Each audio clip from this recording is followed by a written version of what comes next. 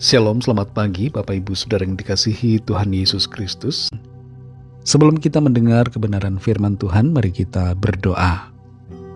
Bapa kami yang di sorga, Bapa dalam nama Tuhan Yesus Kristus, terima kasih kami mengucap syukur untuk semua berkat kemurahan-Mu yang kami terima, yang Tuhan limpahkan atas kami. Segala perkara dapat kami hadapi bersama dengan Tuhan yang selalu memberi kami kekuatan. Terima kasih untuk hari baru ini kami ada lagi karena anugerah-Mu. Saat ini kami mau mendengar sabda firman-Mu. Urapilah kami Roh Kudus supaya kami mengerti dan mentaati akan setiap kehendak-Mu. Dalam nama Tuhan Yesus kami berdoa. Haleluya. Amin. Dalam Amsal 15 ayat 1-2 tertulis, jawaban yang lemah lembut meredakan kegeraman, tetapi perkataan yang pedas membangkitkan marah. Lidah orang bijak mengeluarkan pengetahuan, tetapi mulut orang bebal mencurahkan kebodohan. Saudara yang dikasih Tuhan, seorang kakek ditanyai apa rahasia pernikahannya bisa bertahan lama. Sang kakek menjawab, rahasianya adalah jangan terlalu banyak bicara dengan pasanganmu supaya tidak banyak masalah. Komunikasi memang seringkali menjadi penyebab retaknya rumah tangga. Ada berbagai survei yang menunjukkan masalah dalam komunikasi menjadi salah satu faktor utama perceraian. Sebagai anak-anak Tuhan, kita perlu membangun komunikasi yang baik berdasarkan kasih agar rumah tangga diwarnai dengan keharmonisan dan kebahagiaan serta dipenuhi dengan kedamaian. Dalam Amsal 15 ayat 1-2 ini tertulis, jawaban yang lemah lembut meredakan kegeraman, tetapi perkataan yang pedas membangkitkan marah. Lidah orang bijak mengeluarkan pengetahuan, tetapi mulut orang bebal mencurahkan kebodohan. Komunikasi dalam rumah tangga itu penting. Jangan sampai antara suami dan istri tidak ada komunikasi. Ketiadaan komunikasi merenggangkan hubungan. Dalam Amsal 15 ini, ada nasihat tentang bagaimana kita berkomunikasi. Dalam komunikasi, seringkali ada tanya jawab, ada pendapat yang disampaikan, ada respon balik.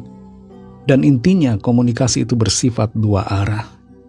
Dalam berkomunikasi itu, penting sekali untuk kita mengingat agar menjaga supaya perkataan kita lemah lembut. Jangan kasar, supaya tidak ada kemarahan, pertengkaran, dan konflik. Kalau istri orang Jawa, suami orang Batak, biasanya akan ada perbedaan dalam cara berbicara.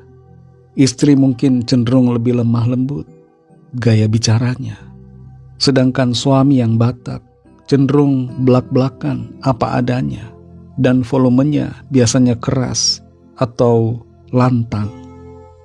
Adanya perbedaan gaya bicara ini jangan sampai menimbulkan pertengkaran. Kita semua yang berkeluarga perlu mengerti cara berbicara pasangan kita. Kalau memang dia bertumbuh di lingkungan budaya yang cara bicaranya keras dan belak-belakan, maka kita perlu memakluminya dan kita perlu menerima, juga belajar untuk beradaptasi. Tapi yang utama adalah agar komunikasi itu selalu dalam keadaan yang baik. Berbicara lemah lembut, usahakan untuk berkata-kata yang baik, yang tidak akan memicu konflik dan pertengkaran, tidak memicu konflik perang dunia ketiga dalam rumah tangga.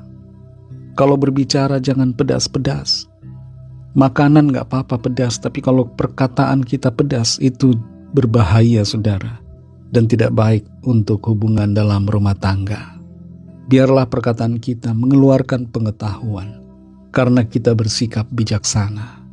Jangan sampai mencurahkan kebodohan, karena kebebalan kita. Mintalah Roh Kudus untuk menolong dan memampukan kita untuk menjaga dan membangun komunikasi yang baik dengan pasangan hidup yang Tuhan berikan. Dan bukan hanya dengan pasangan hidup kita, tapi dengan anak-anak, dengan keluarga yang lainnya, dengan orang tua, dengan siapapun, agar perkataan kita adalah perkataan yang lemah lembut, yang penuh dengan kasih Tuhan, sehingga orang boleh diberkati lewat perkataan dan kehidupan kita. Mari kita berdoa.